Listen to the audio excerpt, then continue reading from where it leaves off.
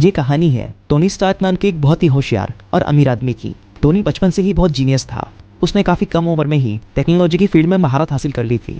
Tony के पिता Howard Stark एक साइंटिस्ट थे और वो यूएस मिलिट्री के लिए हथियार बनाने का काम करते थे।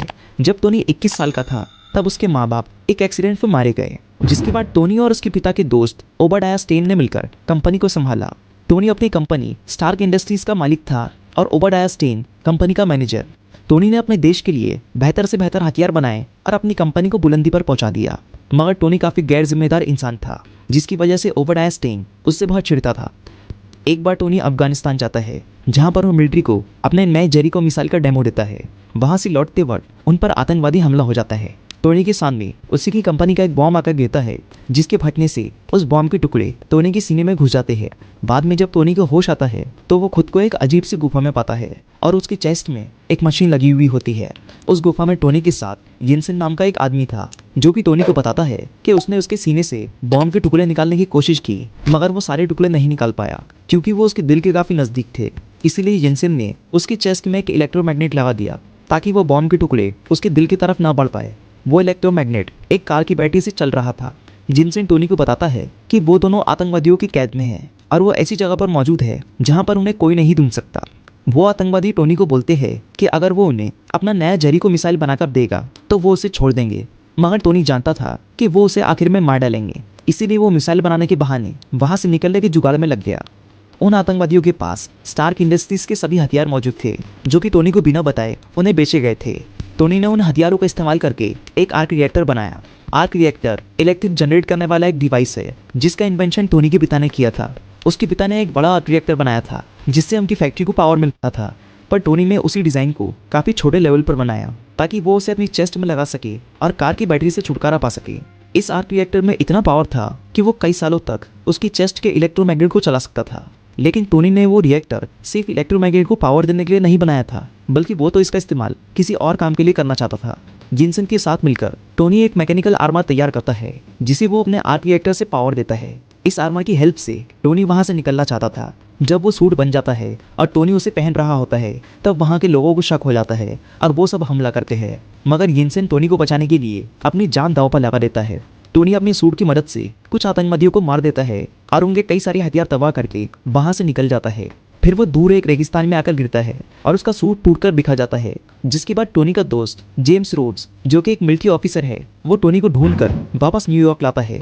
वापस लौट के टोनी सबके सामने ये अनाउंस कर देता है कि अब से स्टार्क इंडस्ट्रीज हथियार बनाना बंद कर देंगी क्योंकि इन हथियारों का गलत इस्तेमाल किया जा रहा है। टोनी के इस फैसले से ओबाडाया स्टेन और कंपनी के सभी लोग उस पर बहुत गुस्सा हो जाते हैं, लेकिन टोनी अपने फैसले पर अटल रहता है और वो वेपन मैन्युफैक्चरिंग की बजाय रिन्यूएबल एनर्जी सोर्स और आर्क रिएक्टर टेक्नोलॉजी पर ध्यान देना शुरू करता है। टोनी फिलहाल अपने इस छोटे आर्क रिएक्टर को सबसे छुपा के रखता है ताकि उससे गलत इस्तेमाल ना हो सके। फिर वो एक नया ज़्यादा पावरफुल आर्क रिएक्टर बनाकर अपनी चेस्ट में लगाता है। इसके बाद टोनी कई महीनों तक अपने घर पर रहकर एक बहुत ज़्यादा एडवांस आर्मर तैयार करता है, जिसे वो अपने नए आर्क रिएक्टर से पावर देता है। टोनी ने यह नया आर्मर बनाया था अपनी प्रोटेक्शन और बुरे लोगों का सफाया करने के लिए। कुछ टाइम बाद टोनी एक चैरिटी इवेंट में जाता है, जहां उसे एक रिपोर्टर से पता चलता है कि अभी भी उसकी कंपनी के हथियार आतंकवादियों को सप्लाई किए जा रहे हैं, जिनसे वो एक गांव के लोगों पर जुल्म कर रहे हैं।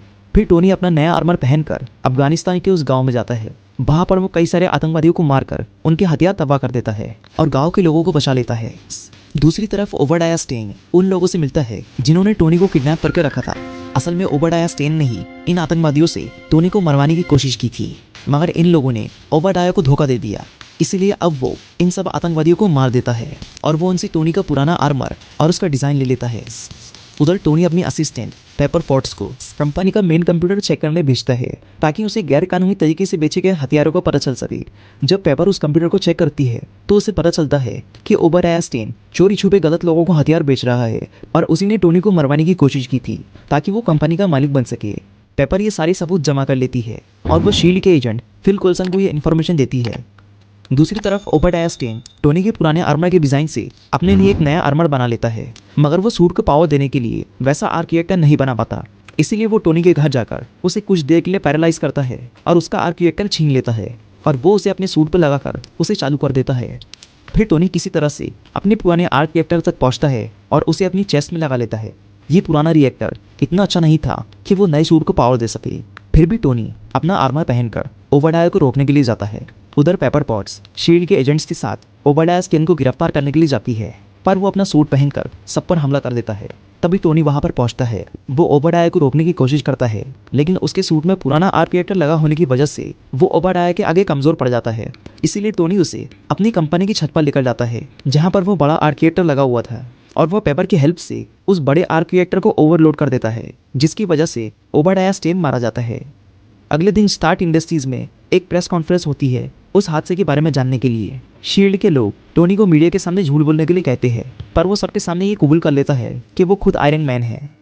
मूवी के खत्म होने के बाद जो पोस्ट क्रेडिट सीन आता है, उसमें शील्ड के director Nick Fury Tony Stark के पास आते हैं। वो टोनी को बोलते हैं कि वो दुनिया में इकलौता सुपर हीरो नहीं है, बल्कि उसके जैसे और भी लोग हैं।